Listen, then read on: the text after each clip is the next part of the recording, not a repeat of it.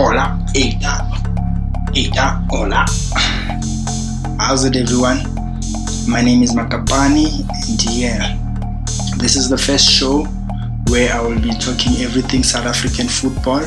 I'll be analyzing games, I'll be previewing games, I'll be reviewing games, and we will also be talking about possible transfers and everything, many more on South African football. So this is the first of many episodes. So please follow my journey, and this is how I start. So I'll start with the Black Lable Cup, which is a preseason game between Orlando Pirates and Kaizer Chiefs, which was playing yesterday on the 1st of August, 2021. Okay, everyone. That was more of a preseason game, I guess, because the Chiefs players looked tired. The Orlando Pirates players looked not fit for the upcoming season. So it's just a bit of both, but information was collected as you always need for a preseason game. And also Coach Stewart also alluded that he needs to collect more information on this, and the game also helped in regards to that. So Buffett. So maybe I should start with the Kaizer Chiefs lineup and maybe touch on how they played and how they can improve their game. So Chiefs looked. In fact, the first half was Orlando Pirates and the second half was Chiefs. Even though in terms of positions, they were not far from each other, because both teams were just playing positional football, but no one was hitting anyone. So So I just want to show you guys the starting lineup and talk about. I'll start with Chiefs. I think it's better we start with Chiefs. So the starting lineup of Chiefs. Okay, let me talk about the formation first. Chiefs was playing a 4-2-3-1, which we saw Kune in goal. We saw Rama, Phahlela on the right, and we had Mato as a right centre back, and we had Kadoso as the left centre back, and we had Mashiane as left back. And the two holding midfielders were Njabulo Blom, who was more an 8 rather than a 6, and Bakas was more of a 6, because I saw him assisting in more cases in most cases, or maybe it's because Mashiane on the left-hand side was pushing up high a lot of times. So that in that regard, Bakas had to just squeeze in there, okay? But I'm still continuing the starting lineup. So, and the three in front of the centre backs, the attacking midfielder was Khatebe, who played more of a false 9, because he went in and came back inside, which was a great performance from the lad. He showed confidence, and And on left back, it was Lesaku. Out of 10, I'd give him a 5 or 6. He wasn't that bad though. Tactically, not bad, and technically not bad. But And on the left, we have Kama, who at least caused a whole lot of problem on the left. And of course, we had also in front Nukovic. I love him. He played very well, but I think Chiefs couldn't create a whole lot of chances. So it wasn't a bad game. So let's look. When Chiefs was attacking, especially on the left-hand side, you saw Mashiane out wide on the width, and you saw Kama inside trying to get the under Labs. And of course, Nikovic, you always find him there in front. And this is where Kgatebe was causing problems. I even got 2 or 3 free kicks around this area, showing his vitality and how he's really looking forward to break into the 11 for this season, which is not bad. And Rama out wide, and you had Bacchus more of a 6 than an 8, and you had Blom as a 8, pushing up high, and you had Matoho, and you had Cardoso. Mashiane would push up high too, so Cardoso would also cover that side, and also Bacchus would be always coming back to help around these areas.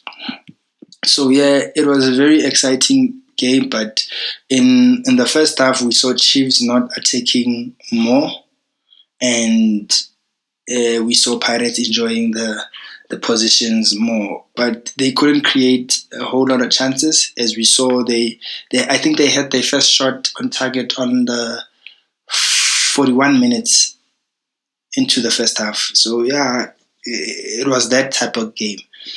So yeah, and they didn't cause a whole lot of problems, especially in front.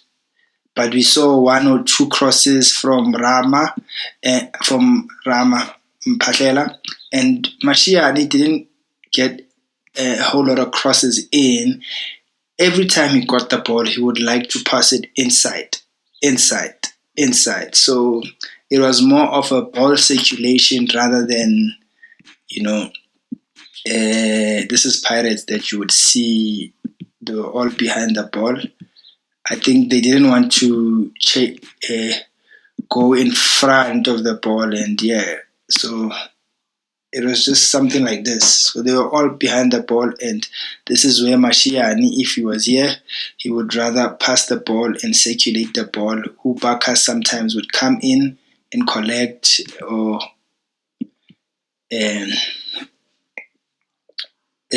Blom. So yeah, it was a fair game, but in terms of both teams looking like they wanted to win it or they wanted to be in front, no. It was more of a typical preseason game. So yeah, let's have a look at Orlando Pirates now. Okay, I'll try and just put these back into positions and quickly try to go into the starting lineup for Orlando Pirates. Yeah, this is Kama. Okay, Kgatebe really played very well here. For I think these junior teams, these junior players who are being promoted from Chiefs are doing the most, and this is what I like to see, especially in the South African football atmosphere, or sphere, I may say. Okay, so Pirates looked to play a more of a 4-4-1-1. 4-4-1-1. Where you say Hudo was more wide, and but I'll give you more on that. Pirates played more of a 4-4-1-1. So on goals we had Ofori. On the right back we had Joste. And on the right centre back we had Nyauza. And on the left centre back we had Tlachwayo, who was the captain on the day. And on the left back we had Maela. And then the 2 midfielders was, I would say, holding or midfielders. Okay, let me just say midfielders. It was Mutwari and Munari.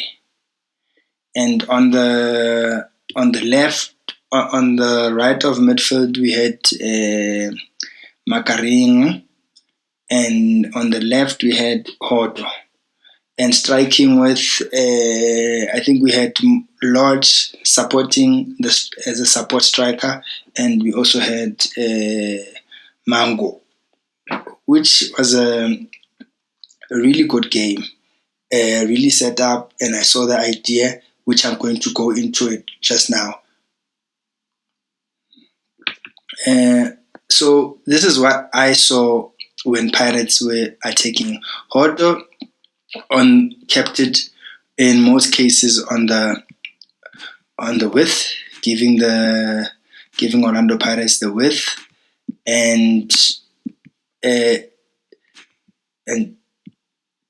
Joste, he was also moving up high, and Makaringa was more inside rather than wide. So Makaringa was the one who's going to be one of the middle fielders as Orlando Pirates got into position. So with Monare was playing more of an 8, and Mutsuari was playing more of a 6, and this was a 9, of course, always a 9, always up high. I think Joste got I think 2 or 3 or 4 or 5 crosses in the first half, which showed that they were looking for spaces when Mashiane was overlapping. So Makaringa played here, and Lodge was looking for the half spaces, because he was attacking the half spaces in between the center back and the right back. So and the full back. Please mind me there. And yeah, so he was always taking underlaps, and you'd see Hoto on the overlaps, Joyce there on the overlaps, and you have Makaringe, and you have Monari, who didn't really have a good game for his caliber. And this is one thing that was interesting. At the back, you had Nyauza, and you had Hlatrayo, and you had Maele, who wasn't pushing up. He always got here just to support when Lodge came and collect. Obviously, he had someone coming back with him, and then always keeping the width, which was Hoto, which was interesting. This is something that I saw on the Euros when Italy was playing, but Italy was doing it on the left-hand side, where they had the left back pushing up forward. So in regards to that, Pirates still look like the same old Pirates. I don't see them what's new with them and what's exciting and what we are waiting for the upcoming season.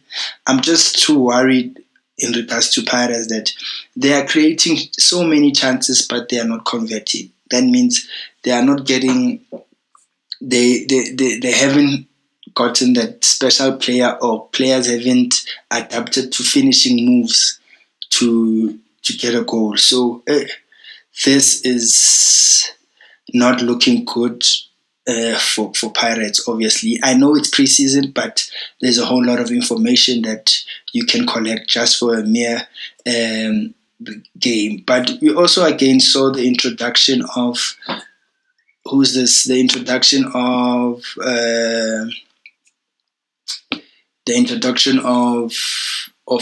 Cole Alexander and Sekgote, which are the two substitute who really made an impact for me. And of course, the left back for Chiefs, who was who's this? Hlante also came in, which looks like Chiefs will be playing more with Hlante than Mashiane.